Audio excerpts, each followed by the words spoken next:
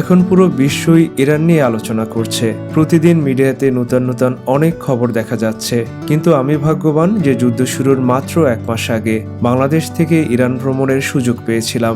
ফিরে এসে ইরানেরই গল্প করব আজকের এই ভিডিওতে। আমি একজন বাংলাদেশি পর্যটক হিসাবে ইরানে যা দেখেছি, যা অনুভব করেছি, 10 দিনের সেই ভ্রমণ অভিজ্ঞতায় আপনাদের সাথে ভাগ করে নেব। আমি জানি আপনারা অনেকেই ইরানকে আমার মতন খুবই পছন্দ করেন, ইরানে বেড়াতে যেতে চান, ইরান সম্পর্কে অনেক প্রশ্ন আছে আপনাদের। আজকে সেই সব প্রশ্নেরই উত্তর খুঁজে পাবেন এখানে। তো চলুন দেখে নেওয়া যাক বাস্তবে ইরান কেমন, তথাকথিত মিডিয়ার চোখে নয়, একজন পর্যটকের অনেস্ট রিভিউতে।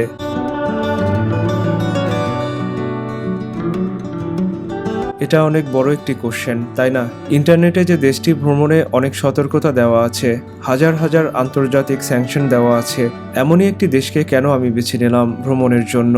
আসলে ছোটবেলা থেকেই ইতিহাস আর সভ্যতার গল্প শুনতে আমার খুবই ভালো লাগতো। আর সেই ইতিহাসের পাতায় বারবার একটি নাম আসতো, পারস্য, তথা আজকের এই ইরান, যা পৃথিবীর সবচেয়ে পুরনো আর চলমান হিউম্যান সিভিলাইজেশনের দেশ। পৃথিবীর প্রথম পরাশক্তি আর সভ্যতার আতুরঘর বলা হয় যাকে, যেখানে জন্ম নিয়েছে হাজার বছরের ইতিহাস, অসাধারণ স্থাপত্য, বিশ্ববিখ্যাত কবি, শিল্পী, রয়েছে সংস্কৃতি আর জ্ঞান চর্চার এক সমৃদ্ধ ঐতিহ্য। শুধু ইতিহাস নয়, ইরানের প্রাকৃতিক সৌন্দর্যও সবাইকে মুগ্ধ করেছে।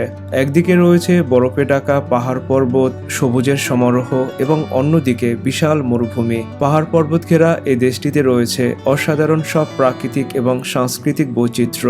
নীল টাইলসে মোড়ানো অপূর্ব মসজিদ, শত শত বছরের পুরানো বাজার, রাজপ্রাসাদ, বাগান আর ঐতিহাসিক শহর, যেগুলি পৃথিবীর নানা প্রান্তের পর্যটকদের আকর্ষণ করে।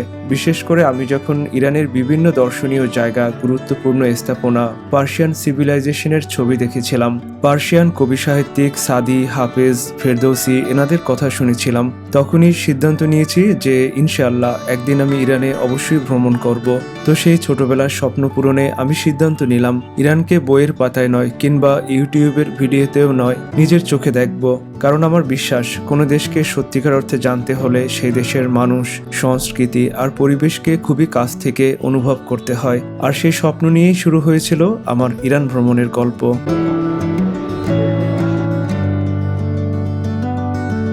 আমার এই চাইল্ডহুড ড্রিম ডেস্টিনেশনে জার্নিটা শুরু করেছিলাম ঢাকা থেকে।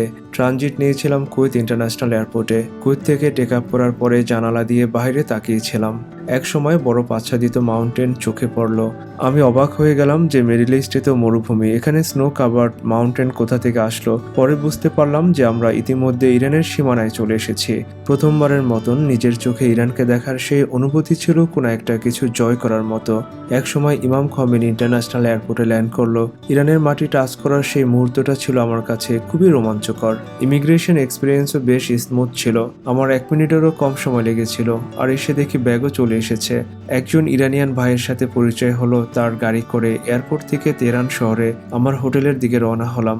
এ সময় রাস্তার দুধারের সৌন্দর্য আমাকে মুগ্ধ করছিল। বসন্তের ওই সময়টায় তেহরানের ওয়েদারও ছিল বেশ চমৎকার। তেহরান শহরে পৌঁছে আমরা একটা সংক্ষিপ্ত যাত্রা বিরতি নিয়েছিলাম সিম কার্ড কেনার জন্য। এ সময় ইরানে এসে আমি প্রথমবারের মতন যে ইরানিয়ান খাবারটি টেস্ট করেছিলাম তা ছিল পার্সিয়ান আইসক্রিম, যার স্বাদ ছিল এক কথায় অসাধারণ। পরে আবার যাত্রা শুরু করলাম। রাস্তার দুধারে চিনার গাছ, দূরে মাউন্ট অলবোর্জ, সবকিছু মিলিয়ে যেন এক সিনেমেটিক দৃশ্য। তেহরান শহরটি আসলে অনেক সুন্দর। ফার্সি ভাষায় লেখা বিলবোর্ডগুলি আমাকে বিলিভ করাচ্ছিল যে আমি এখন ইরানের কোনো শহরে রয়েছি। এটা হচ্ছে আমার হোটেল। চারদিকে রাস্তাঘাট বেশ পরিষ্কার পরিচ্ছন্ন, অনেক সুন্দর করে সাজানো। হোটেল থেকে উইন্ডো ভিউ। ফ্রেশ হয়ে দ্রুত বেরিয়ে পড়লাম তেহরান শহর এক্সপ্লোর করার জন্য। স্ন্যাপ অ্যাপে গাড়ি কল করা হলো। গাড়ি আসলে উঠে আমি অবাক হয়ে গেলাম আনএক্সপেক্টেড কিছু দেখার জন্য। চালক ছিল একটি মেয়ে, খুবই ইয়ং, আমার চেয়ে বয়সে অনেক ছোট। তো যারা বলেন ইরান হচ্ছে মোল্লাদের দেশ, এখানে মেয়েদের কোনো অধিকার নেই, কট্টরপন্থী ইসলামিক সরকার, সেই সব মিডিয়া বা ব্যক্তির জন্য এটি একটি মোক্ষম জবাব। অযথা ইরানের নামে অনেক মিথ্যে প্রোপাগান্ডা চারদিকে ছড়িয়ে দেওয়া আছে। আমাকে অবাক করেছে শহরের পরিচ্ছন্নতা এবং শৃঙ্খলা। রাস্তাঘাট বেশ সুন্দর ও ট্রাফিকও নিয়ন্ত্রিত। কোথাও কোনো অস্বাভাবিকতা আমার চোখে পড়েনি। মানুষ তাদের স্বাভাবিক জীবনযাপন করছে। আমি এমন কিছু দেখিনি যেভাবে কিছু মিডিয়ায় ইরানকে নেগেটিভভাবে তুলে ধরা হয়। ইরান তথা তেহরানে এসে যে জায়গাটি আমি প্রথম এক্সপ্লোর করি তা ছিল ঐতিহাসিক গুলিস্তান প্যালেস। তারপরে গ্র্যান্ড বাজার দেখে মেট্রো করে যাই আজাদি টাওয়ার দেখার জন্য।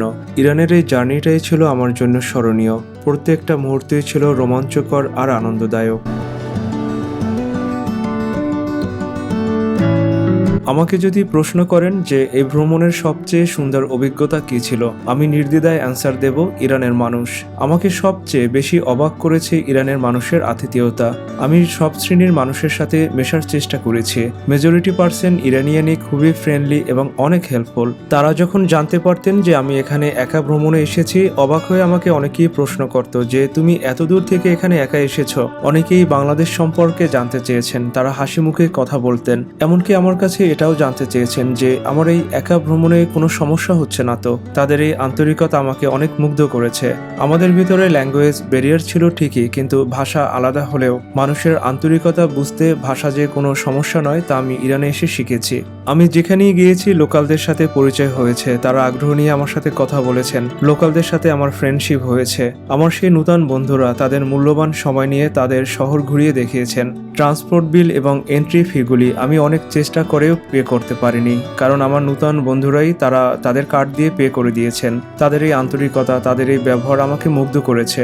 বিশেষ করে ইরানের তরুণ প্রজন্ম আমার হৃদয়ে দাগ কেটে আছে। একজন ভ্রমণকারী হিসাবে এই অভিজ্ঞতা আমি কখনোই ভুলব না।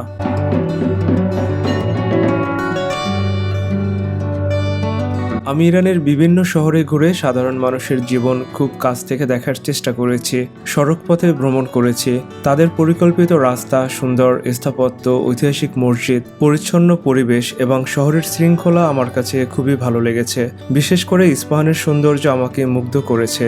ইতিহাস আর আধুনিকতার একটি সুন্দর মিশ্রণ এখানে দেখা যায়। তবে প্রত্যেকটা প্রভিন্স এবং শহরেরই আলাদা আকর্ষণ, সৌন্দর্য, ইতিহাস এবং ঐতিহ্য আছে। কোনোটার চেয়ে যেন কোনো দিক থেকে কম নয়, যা সবাইকে মুগ্ধ করে। তবে এখানের ওয়েদারের ভেরিয়েশন বেশ পরিলক্ষিত হয়। তেহরানে এক ধরনের ওয়েদার পেয়েছি, কাশানে যেয়ে দেখি আর এক ধরনের। সিরাজ কিংবা ইস্পাহানেও ওয়েদারের ভেরিয়েশন আছে। একই দেশের ভিতরে এই যে ওয়েদারের বৈচিত্র্যতা, এটা আসলেই খুবই চমৎকার। আমার এই ভ্রমণের দিনগুলিতে আমি একদম রাস্তার কাঁচা বাজার থেকে শুরু করে দামি শপিং মল সবকিছু ঘুরে দেখার চেষ্টা করেছি। স্ট্রিট ফুড থেকে দামি রেস্টুরেন্ট, সব জায়গায় আমি ইরানিয়ান ট্রেডিশনাল ফুডগুলি ট্রাই করেছি। পার্সিয়ান খাবার আমার কাছে খুবই ভালো লেগেছে এবং মানের তুলনায় এখানের খাবারের দামও অনেক রিজনেবল। আমি ওদের যত ট্রেডিশনাল ফুড আছে মোটামুটি সবকিছুই ট্রাই করার চেষ্টা করেছি। পার্সিয়ান কেবাব থেকে শুরু করে মেন ডিশের পাশাপাশি ওদের যে ফ্রেশ ফ্রুটস আছে, juice, dry fruits, Persian ice cream, অনেক মজা করে খেয়েছি। এখানে ট্রান্সপোর্ট সেফ, আরামদায়ক এবং কস্ট হচ্ছে অনেক চিপ। শহরের ভিতরে ট্যাক্সি, মেট্রো, বাস ভাড়া একদম নামমাত্র। এক শহর থেকে আরেক শহরে যেতে যে লাক্সারিয়াস ফার্স্ট ক্লাস বাস আছে তার ভাড়া হচ্ছে অনেক রিজনেবল, যা আমাকে অবাক করেছে। আর এটা হওয়াটাই স্বাভাবিক, কারণ ইরান হচ্ছে তেলের খনি, আপনারা সবাই জানেন। শহরের সুন্দর রাস্তাঘাটের পাশাপাশি হাইওয়েগুলি অনেক প্রশস্ত এবং মজবুত করে তৈরি করা। দুপাশে চমৎকার বিউটিফিকেশন করা আছে। আর একটা ব্যাপার আমার কাছে বেশ অবাক লেগেছে যে ইরানের রাস্তাঘাটে যত্রতত্র প্রচুর পরিমাণে বিভিন্ন ভ্যারাইটির গোলাপ ফুল দেখতে পারবেন। মানে আমি তাজ্জব হয়ে গেছি। মজার ছলে বলা যায় যে আমাদের দেশে রাস্তাঘাটে যেরকম আগাছা জন্মে, এখানে সেরকম গোলাপ ফুল জন্মে। মানে আপনি দেখলে মুগ্ধ হয়ে যাবেন। ইরানিয়ানরা পরিষ্কার পরিচ্ছন্ন, তাদের ফ্যাশন এবং গ্রুমিং সেন্স অবশ্যই প্রশংসার দাবিদার।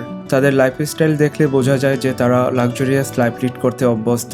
হাজার হাজার পশ্চিমা স্যাংশন তাদের জীবনযাত্রার উপরে অবশ্যই প্রভাব ফেলেছে। তাদের হয়তো সমস্যা আছে, কিন্তু সেগুলি আপনাকে তারা বুঝতে দেবে না।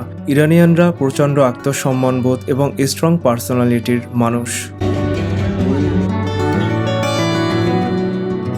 আমাকে অনেকেই কোশ্চেন করেছেন যে ইরান ভ্রমণ নিরাপদ কিনা।